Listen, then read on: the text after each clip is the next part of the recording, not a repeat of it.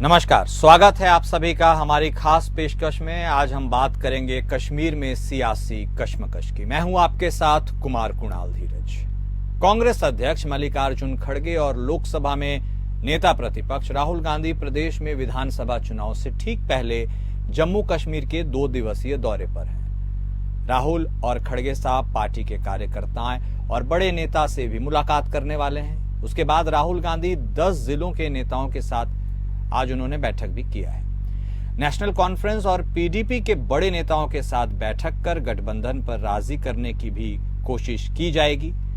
इसके साथ ही आगे की चुनावी रणनीति भी बनाई जाएगी। दरअसल जम्मू कश्मीर में विधानसभा के चुनाव होने जा रहे हैं। तारीखों का ऐलान हो चुका है।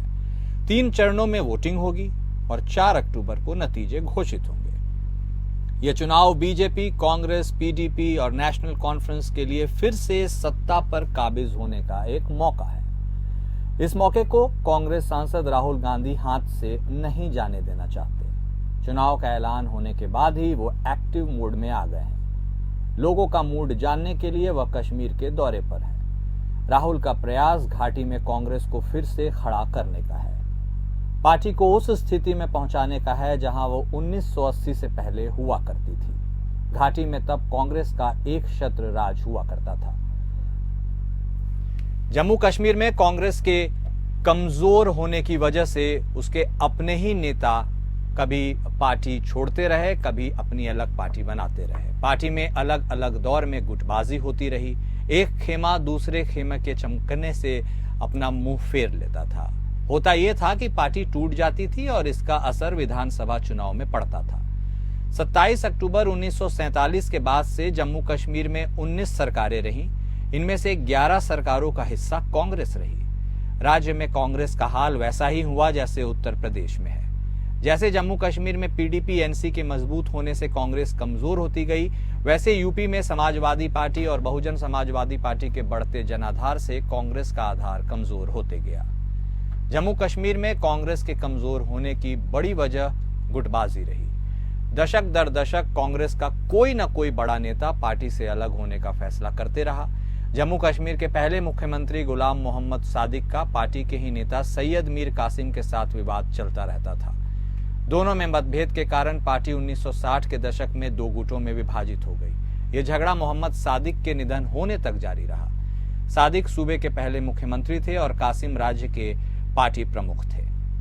1967 में सादिक ने अपने पुराने सहयोगी मुफ्ती मोहम्मद सईद को कृषि और सहकारी समितियों के लिए उपमंत्री नियुक्त किया था। हालांकि मुफ्ती सईद सादिक को सीएम पद से हटने से नहीं बचा पाए। कांग्रेस के वरिष्ठ नेता गुलाम नबी मीर लस्जन ने एक इंटरव्यू में बताया था कि वो मुफ्ती सईद ही थे जिन्होंने योजना बनाई थी। उन्होंने बताया कि कासिम गुट के 32 विधायकों का एक ग्रुप सादिक के खिलाफ अविश्वास प्रस्ताव लाने की अनुमति मांगने के लिए आला कमान से मिलने गया था। लस्जन ने कहा, मुफ्ती उपमंत्री पद से इस्तीफा देने वाले पहले व्यक्ति थे। हालांकि इंदिरा गांधी ने योजना को विफल कर दिया। लस्जन ने कहा, उन्हें सुलह करने और कासिम को सार्वजनिक कार्यों के लिए मंत्री नियुक्त करके खुश रखने के लिए कहा गया। सादिक के बाद जम्मू कश्मीर के मुख्यमंत्री बनने वाले कासिम राज्य में कांग्रेस के विभाजित होने के लिए पार्टी के आला कमान को जिम्मेदार मानते हैं। बीजेपी के सामने एक बड़ी चुनौती स्थानीय पार्टियों और कांग्रेस है, जिसका स्थानीय स्तर पर बीजेपी के मुकाबले पैठ अच्छा है। कांग्रेस का प्लान है कि वो जम्मू डिवीजन में बीजेपी को 20 सीटों पर सिमटाए ताकि विधानसभा में स्थानीय पार्टियों के साथ सरकार में शामिल हो सके। बीजेपी को लेकर कई बार स्थानीय स्तर पर विरोध भी देखा गया है। हालांकि हाल के महीनों में इसमें बदलाव भी हुआ है, जहां कई स्थानीय नेताओं ने पार्टी का झंडा उठाया। अगर कांग्रेस जम्मू डिवीजन में कुछ सीटें जीतने में कामयाब होती है तो बीजेपी का सरकार बनाने का सपना चकनाचूर हो सकता है।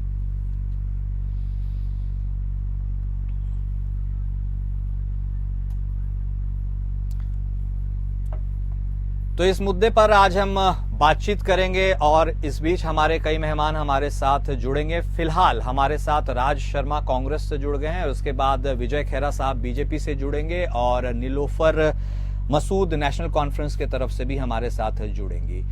सबसे पहले राज शर्मा साहब आप ही के पास आते हैं। अभी जो मैं अपने दर्शकों को बता रहा था कि कैसे कांग्रेस पहले कितनी मजबूत हुआ करती थी, उसका कितना जनाधार था, 19 सरकारों में 11 सरकारों में हिस्सेदारी थी, सब कुछ बिल्कुल गोल्डन गोल्डन था।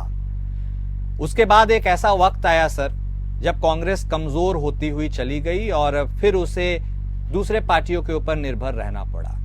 अब जब धारा 370 के हटने के बाद नए सिरे से चुनाव हो रहे हैं, कांग्रेस के लिए भी स्ट्राइक रेट का राज शर्मा साहब उतना ही मौका है। तो मैं आपसे जानना चाहूंगा कि कांग्रेस की स्ट्रेटजी इस बार क्या है? क्या अपने पुराने खोए जनाधार को वापस लाएगी, पुराने फॉर्म को, या फिर इस बार मिलकर एक साझा गठबंधन के तहत काम करेंगे ताकि बीजेपी को सत्ता से रोका जा सके? राज शर्मा साहब, ओवर टू यू। देखिए कुणाल भाई, सबसे पहले बता दूं कि पहले जमाने और अब के जमाने में एक फर्क आया। पहले एक पार्टी सत्ता बना लेती थी, चलता था। अब मल्टी पार्टी सरकार बन रही है।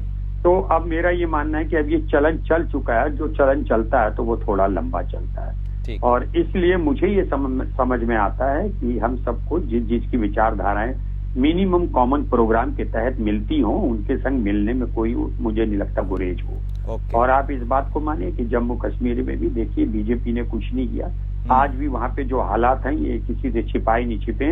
वो बात अलग है कि इन्होंने सेंसर कर देते हैं और मीडिया को दिखाने नहीं देते, मगर वहां के हालात, जो वहां व्यक्ति जाता है, जो वहां आज की तारीख में ऐसा कभी नहीं हुआ था। पहले प्रधानमंत्री जी ने एक अपना बयान दिया था कि मैं एक सर के बदले 4 सर लाऊंगा, मगर ये आप हो रहा है या नहीं हो रहा मुझे अच्छा नहीं लगता कहते हुए, क्योंकि इस मामले में अपने देश के लिए सरकार कुछ कर रही या नहीं कर रही, लेकिन उसका विरोध नहीं करना चाह रहा हूं मैं, क्योंकि अच्छा संदेश नहीं जाएगा। तो मुझे लगता है कि इस बार भारतीय जनता पार्टी ने जो सोचा था उस हिसाब से उसे वहां पे कुछ नहीं मिलने वाला। और जहां तक रही जम्मू संभाग की बात, जम्मू संभाग में भी शायद भारतीय जनता पार्टी को वो रिजल्ट ना मिल पाए जो वो सोच रही है, क्योंकि जनता के अंदर आक्रोश है। जम्मू कश्मीर में ही सिर्फ बीजेपी के लिए आक्रोश नहीं है, आक्रोश आप ले लद्दाख में, सब जगह पूरे देश में इनके लिए आक्रोश चल रहा है। क्योंकि भारतीय जनता पार्टी का एक सिद्धांत है, ये आइडियोलॉजिकल पार्टी होती है। देखिए, हर किसी पार्टी का एक आइडियोलॉजी होती है। जैसे हमारी आइडियोलॉजी होती है कि हम सोचते हैं कि गवर्नमेंट के पीएसयू चलें, इनकी आइडियोलॉजी है कि सब ठेकेदारी प्रथा में चलें, प्राइवेटिज्म में चलें। जनता जो नागरिक है, ये नागरिक को प्रजा समझते हैं, हम नागरिक समझते हैं, और हम सोचते हैं कि नागरिक के पास जितना, अगर मान लो हर घर में रोजगार होगा तो हमारा देश तभी आर्थिक रूप से एकदम अपने आप में खड़ा हो चुका है। ठीक है, तो सिर्फ आर्थिक सशक्तिकरण की बात नहीं करना है, वाकई में जमीन पे काम करना है। हमारे साथ डॉक्टर विजय खेरा साहब भी जुड़ गए हैं, उनकी भी ओपनिंग स्टेटमेंट ले लेते हैं। विजय खेरा साहब, सुन पा रहे हैं आप हमें? हाँ, ठीक है। खेरा साहब, सबसे पहला सवाल अब मेरा आपसे ये है कि बीजेपी जेएनके के इस चुनाव को लेकर अब क्या सोचती है, आपकी क्या स्ट्रेटेजी है? कांग्रेस के प्रवक्ता ने तो साफ तौर पर बता दिया कि ठीक है, हम मिलजुल कर सरकार बनाएंगे और मिलजुल कर चलेंगे। आपको तो एकला चलो ले ही चलना है, या फिर कहीं ना कहीं पीछे से पीडीपी का साथ भी सोच रहे हैं आप, खेरा साहब? कश्मीर, जम्मू कश्मीर प्रदेश का जहाँ तक सवाल है, वहाँ उनसे विचार, एक साथ विचार की पार्टी मिलेगी, उसके साथ हमें समझौता करने में कोई दिक्कत नहीं है। विचार हमारा सिर्फ एक है कि राष्ट्र की सुरक्षा, एक ही विचार है, एक ही पॉइंट है। जम्मू कश्मीर में दूसरा है ही नहीं। कैसे जम्मू कश्मीर को सुरक्षित रखा जाए, कैसे उसको राष्ट्र से जुड़ा रखा जाए।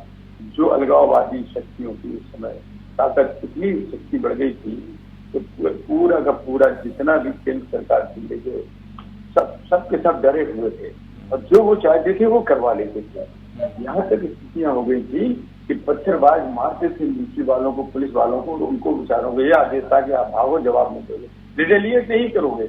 और इस सबने भी पूरे विश्व ने देखा है कि वो भाग रहे आर्मी वाले बेइज्जती के साथ पिट रहे, उनके पास बुलेट प्रूफ जैकेट थे। कहने का हमारा मतलब है, हमारा उद्देश्य कुछ न तब था, न अब है, न आज है, न कल होगा। हमको किसी तरह कश्मीर में हिंदुस्तान का संविधान लागू करना था, वहां पर हिंदुस्तान का, भारत का झंडा फहराना था, जो नहीं होता था। जो लोग अपने मुंह दबा के, पूंछ दबा के बैठे रहे और अब खाली कुर्सी के लिए चिपके रहे 7 साल तक, और चिपक के उन लोगों से मिल गए, अलगाववादी ताकतों से, उन राजनीतिक लोगों से मिल गए जो स्थानीय पार्टियां थी और शासन करती रही, उनके साथ मिले रहे। और जबकि वो पाकिस्तान की प्रशंसा करते रहे और हिंदुस्तान का बिल्कुल साथ नहीं दिया। यहाँ तक कि वहाँ हमारा संविधान नहीं लगता थे, हमारे कोर्ट नहीं लगते थे, और वहां से धीरे धीरे करके वहां पर हिंदुओं को, खासतौर से ब्राह्मणों को, सभी को बाहर कर दिया। सर ठीक है ना, इतिहास की तो बात हो गई सर। नहीं ठीक है, एक आपने बात बोली, मैं उसी पर आपसे एक सवाल पूछ ही लेता हूं सर। इतिहास की बात आपने कर दी, 19 से सर आपने धारा 370 हटा दिया ना, केंद्र शासित प्रदेश बना दिया और अब वहां चुनाव घोषित हो गए। इस बीच में 5 साल में आपके सपनों का जम्मू कश्मीर बन पाया या आज भी आतंकवाद की आग में सुलग रहा है? मुझे एक स्पष्ट आप जवाब दे दीजिए सर। ये तो कोई अंधा भी जवाब दे देगा आपको, मैं तो दे ही दूंगा। अच्छा, सारी दुनिया देख रही है। आप कभी अगर आप गए हैं तो जरा जाइए, या नहीं तो अपने परिवार को भेज दीजिएगा जिसके साथ कोई सुरक्षा कर्मी न जाए, और अगर घूम के नहीं ले आया तो आप मेरा गला घोट दीजिएगा। सर हालिया आतंकवादी घटनाओं पर आप चिंता जाहिर नहीं करते हैं सर? मेरी बेटी जिद करके गई थी तमाम अमेरिका से आए थे, हमने कहा कि बेटा हमारी सहेलेंगे, इतने दोस्त हैं, आई जाएगी। उन्होंने कहा बिल्कुल नहीं, बिना सिक्योरिटी के गए, घूम के चले आए। और फिर 20 लोग गए हमारे काफी क्षेत्र फिर और गए, तो ये बात सामने आ गई। रहा इसका कि अगर झाड़ियों में किसी को मार दिया, कोई एम्बुश कर दिया, कहीं से बम फेंक दिया, कहीं से कुछ कर दिया, इसको कश्मीर की शांति से मत जोड़िए। ये आतंकवाद जो पैदा हुआ है 70 साल में, उसमें समय लगेगा और कंट्रोल हो रहा है। पहले से बहुत कम वारदातें हो गई हैं और वहां पर आदमी सुखी हो गया। उसके बाद हमने क्या क्या किया, आपने बात छेड़ी है तो सुनिए।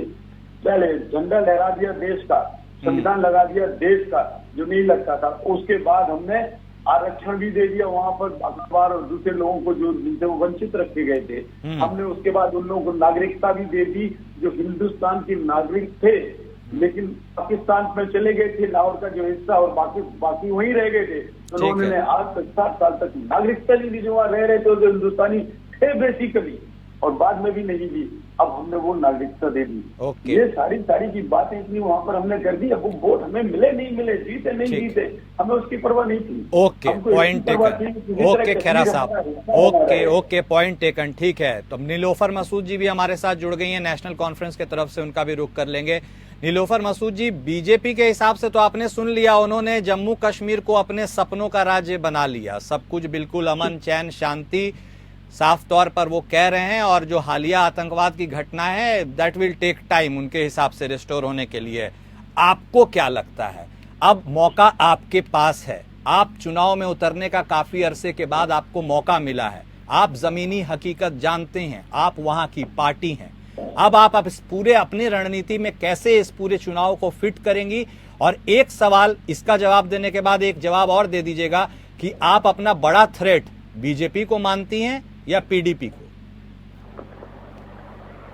देखिए, अभी बीजेपी के प्रवक्ता यहाँ बैठे हुए थे, वो अभी बात कर रहे थे आपसे, और आपने सही क्वेश्चन मुझसे पूछा कि क्या प्री और पोस्ट जम्मू कश्मीर में कोई फर्क आपको नजर आ रहा है कि नहीं। एक जो उन्होंने झूठा स्मोक स्क्रीन बनाकर हमारे सामने रख दिया है, जिसमें ये कहते कि खुशहाली है, नया कश्मीर है, सब कुछ, इसमें वो चीजें हैं जो 370 से पहले एब्रोगेशन से पहले नहीं थी। इस वक्त इनफैक्ट ऑल्टरनेटिव हमारे पास यही है कि हम एकजुट होकर जो हमसे 5 अगस्त 2019 को छीना गया उसका जवाब इनको दे दे। इससे पहले भी लोकसभा के इलेक्शन हुए, उसमें इनको अच्छी तरह से जवाब मिला, और ये उस क्षमता में भी नहीं थे, ना इनके पास उतनी हिम्मत थी ये खुद इलेक्शन लड़ते जम्मू कश्मीर में। तो मैं बात करूंगी क्योंकि इनको पता है इन्होंने गलत किया है यहाँ के लोगों के साथ। अगर इन्होंने यहाँ के लोगों के दिल जीते होते तो ये अपना कैंडिडेट उसको फील्ड करते, न कि प्रॉक्सी कैंडिडेट एबीसी के पीछे छुपकर वहां वार करने की कोशिश करते।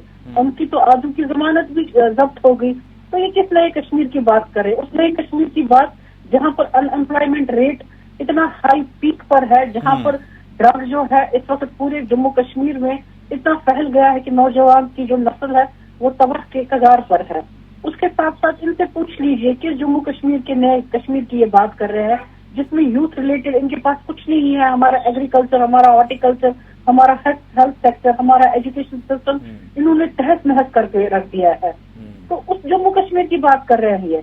मैं इनसे पूछती हूँ कि आप इनसे बता दीजिए कि न तो बीजेपी हमारे लिए थ्रेट है न था, और न कि पीडीपी हमारे लिए थ्रेट है न था, क्योंकि हमारा अपना कैडर है जिस पर हम विश्वास रखते हैं, जिस पर हमें फेथ है, और जिन्होंने इन इलेक्शनों में हमें दिखाया कि 35 से ज्यादा जो सीटें थी उन पर हमने लीड की हुई है। और हमें उम्मीद है कि जो हमारा मैनिफेस्टो हाल ही में आया हुआ है उसमें हर एक तबके को देखकर हर एक किसी के लिए, चाहे वो छोटे से छोटा किसान ही क्यों ना हो, चाहे वो बड़े से बड़ा ताजर क्यों ना हो, चाहे वो ट्रांसपोर्टर है, चाहे वो इंडस्ट्री को लेकर है, यूथ रिलेटेड हर कोई चीज, या गृहस्थी चलाने वाली एक महिला है जिसको हर एक सुविधा देने की कोशिश की है, कम से कम वो अपना घर चला सके। ओके, तो ठीक है। हम आपके ही माध्यम से मैं सबसे अपील करूंगी कि आप जम्मू कश्मीर नेशनल कॉन्फ्रेंस को कामयाब कीजिए, और जो मैनिफेस्टो हमने 5 साल का साला प्रोग्राम दे दिया है, इंशाल्लाह मुझे उम्मीद है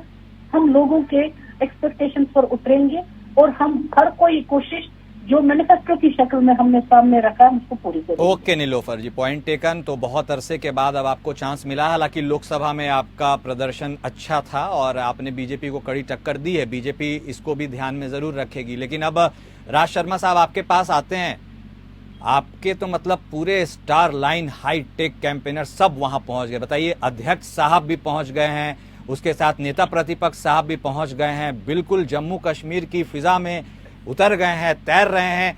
अब क्या मतलब अंदर की स्ट्रेटजी क्या कुछ होगी कि किसी तरह सबको साथ लेकर चला जाए ताकि बीजेपी को सत्ता से हम बाहर रखें, या फिर जो अंदर कार्यकर्ता हैं उनमें एक जोश नया भरा जाए? आज ही 10 जिलों के कार्यकर्ताओं के साथ उन्होंने बातचीत की है और ऐसे में 2 दिवसीय उनका दौरा है।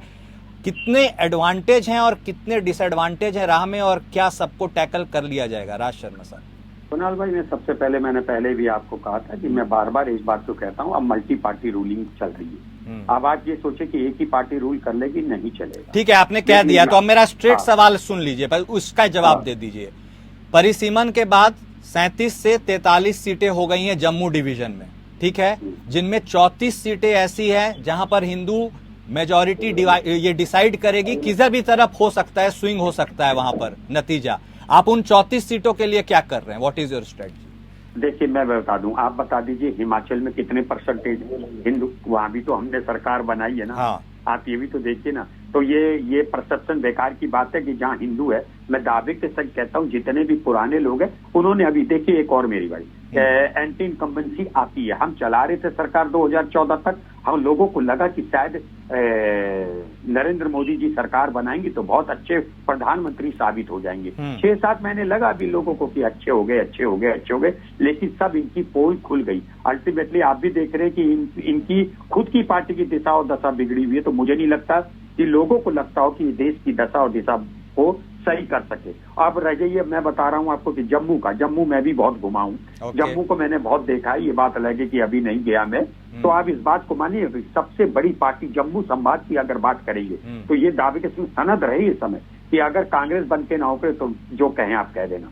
वहां का सारा वातावरण मुझे पता है। देखिए, इनको यूपी में भी लगता था, ये यूपी में तो अच्छा हुआ 80 में 80 कहते थे, ये 80 में 82 नहीं कहते थे। क्या हुआ ये आपने भी देखा, मैंने भी देखा सारी, और ये खेड़ा साहब ने भी देखा होगा। बस मुझे अफसोस होता है कुणाल भाई कि हम लोग से मतलब भारतीय जनता पार्टी इतनी आंखों में पट्टी बांध लेती है कि वर्ल्ड जिस देश को जिन नेताओं के नाम से जानता है, ये उन्हीं नेताओं की कमी गिनाते। मैं एक और बात कहना चाहता हूं कि आप किसी की कमी 1 दिन 2 दिन तो गिना सकते हो, तीसरे दिन गिनाओगे तो वो भी जिसको गिनाओगे वो भी उठ जाता है, यार क्या बकते रहते। तो मेरा ये मानना है, आप अपना काम करिए, रोजगार दीजिए, आप बात करिए। और अभी तक ये कह रहे थे कि अभी बात चल रही थी तो खेड़ा साहब कह रहे थे जम्मू कश्मीर में अब आप खुले घूम सकते हैं, फला लोग उसमें थे।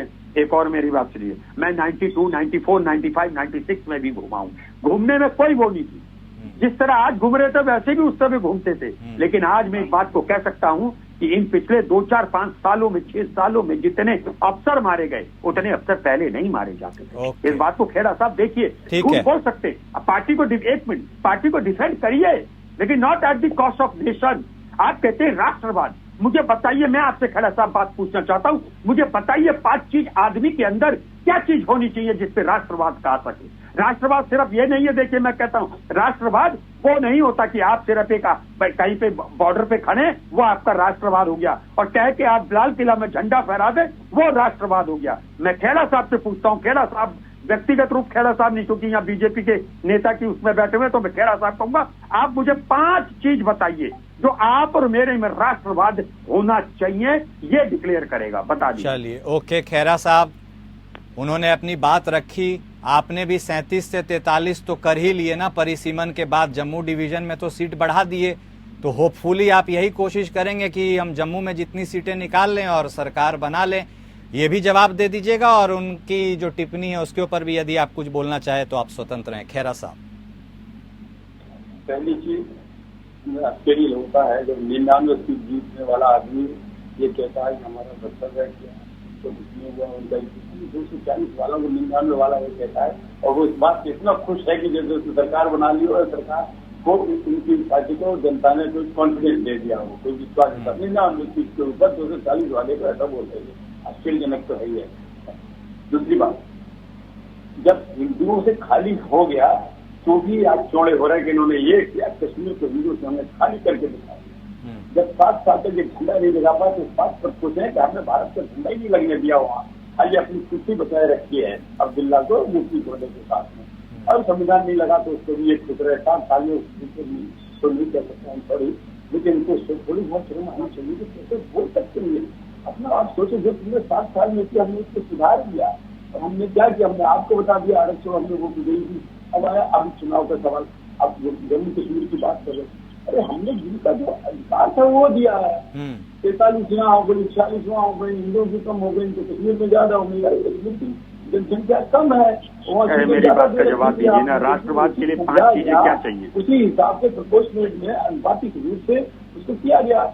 हमने अपना पढ़ा है कि आपको डर लगता है कि जम्मू में कश्मीर है वो आपका साथ नहीं देंगे, हमारे साथ देंगे, ये डरते हैं। पहले कभी नहीं हुआ कि 5-5, 6-6 ऑफिसर मारे जा रहे थे एक दिन में, कभी ऐसा नहीं हो रहा था, बस की बसें उड़ा दी जा रही थी। आप लोग झूठ बोलते हैं, देखिए खेड़ा साहब, झूठ बोल के आप अपने आप को खुश कर सकते हो, लेकिन सामने सुनने वाला आपकी मजाक उड़ाता है, इसलिए झूठ नहीं बोलना चाहिए। आप समझदार व्यक्ति हैं, आप अच्छे हैं, आप अच्छे हो सकते हो, लेकिन आप अगर गलत झूठ का प्रचार करोगे, ये शायद आने वाले नौनिहाल आपको माफ नहीं कर। आप सोते रहे ना कि आपकी सरकार बनी रहे, आपका अब्दुल्ला जिंदा रहे राजनीति में। मैं ये कह रहा हूँ कि मुझे सिर्फ इतनी बात बताइए, आपने जम्मू कश्मीर में एक बात का जवाब दे दीजिए मुझे, कुणाल भाई, एक बात का ये जवाब दे दे, मैं इनको मान जाऊंगा। एक बात का जवाब दीजिए कि आपकी सत्ता में आने के बाद कश्मीरी पंडित का वहाँ पे पुनर्स्थापना कितनी हुई? चलिए कोई बात नहीं, चलिए ठीक है, जवाब सवाल का तो वक्त आ ही गया ना, जवाब सवाल का तो वक्त आ गया, आपको तो जनता को जवाब देना है, जिसका सवाल सही बुझाएगा, समझ आएगा, उसे जवाब देंगे। ठीक है, ओके, अब देना है, कश्मीर हिंदुस्तान में है, वो भी जवाब सबके लिए सार्वजनिक होगा। Okay okay okay, point taken. Nilofar Masood भी हमारे साथ जुड़ी हुई है, बहुत देर से आप लोग को सुन रही है। नीलोफर मसूद, अब बिल्कुल लोहा गर्म है और अब चोट करने का वक्त आ गया है, तो अब आप इस चोट को कैसे देखती हैं? क्लोजिंग कमेंट दीजिए, आने वाले इस चुनाव को आप कैसे देखती हैं, और क्या ये कश्मीर के लिए कोई नया बदलाव होगा या फिर जिस बदलाव पे कश्मीर 2019 पे गया है वो कायम रहेगा? Over to you. मुझे लगता है जो अब की बार इलेक्शन होंगे जरूर कश्मीर के लिए एक बदलाव होगा, क्योंकि जो 5 अगस्त 2019 में हम जम्मू कश्मीर के वासियों के साथ हुआ उसका जवाब जो है ये इलेक्शन होगा। आपने हाल ही इलेक्शंस में देखा जो लोकसभा के हुए जो लोग निकले, वो एक रिजेंटमेंट वोट जो उन्होंने बीजेपी के खिलाफ डाला, इस बार भी बीजेपी के खिलाफ डालेंगे, क्योंकि जो इनकी नीतियां हैं कथनी और करनी में बहुत ज्यादा फर्क है। ये मिलिटेंसी को कह रहे थे कि एक इम्पेडिमेंट क्रिएट 370 करता है, क्या इस वक्त मिलिटेंसी जो है हॉट बेड एरिया हमारा जम्मू नहीं बना हुआ है। लोगों को कब तक सप्रेस करेंगे, कब तक उनकी आवाजों को ये बंद करेंगे, कब तक ये झूठे टैग लगाकर एंटी नेशनल का नाम यहाँ के लोगों को देंगे? अगर एक ने गलती की, एक गलती करता है, 10 साल इनके पास थे, 10 सालों में उनको कटघरे में खड़ा करते, उनको सजा दे देते। और कश्मीरी पंडितों के साथ तो सबसे ज्यादा बुरा इन्होंने किया, उनको इस्तेमाल करके वोट बैंक समझ करके बस उनको वोट बैंक के लिए रखा हुआ है, उनकी वापसी के लिए इन्होंने कोई काम नहीं किया। 10 सालों से तो यही लोग बैठे हुए हैं। अगर अच्छा कुछ इन्होंने जम्मू कश्मीर के लिए किया होता, मैं फिर कहूंगी इनकी हिम्मत होती ये लड़ते। मैं आज उम्मीद करती हूँ मैदान छोड़कर नहीं जाएंगे, बल्कि जो इनकी खसलत है, जो इन्होंने किया है यहाँ के लोगों के साथ, वो इस इलेक्शन में यहाँ के लोग इनको दिखाएंगे। इन्होंने अच्छा किया है तो अच्छा किया होगा, बुरा किया है तो वो उसका जवाब उनको ठीक है। ओके नीलोफर मसूद, जिस तरह से अब बात कुछ कहना चाह रहे हैं खेरा साहब, जल्दी से 10 सेकेंड है मेरे पास। एक लाइन ये कश्मीरी पंडितों की बात उन्होंने की है, उसका जवाब देना आवश्यक हो गया है। जल्दी से आप ये बताइए, 25 साल से 30 साल से अपना घर छोड़ के जो चले आए, जिनकी आप हमारे 20-25 साल छोड़ दीजिए, अब अपने 10 साल देखिए।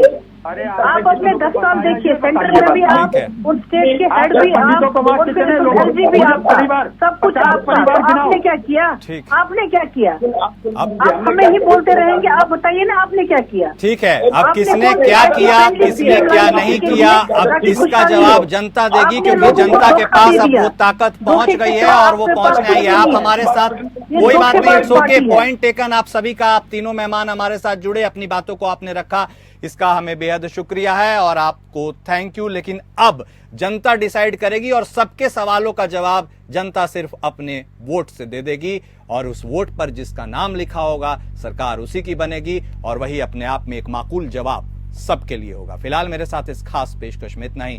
नमस्कार।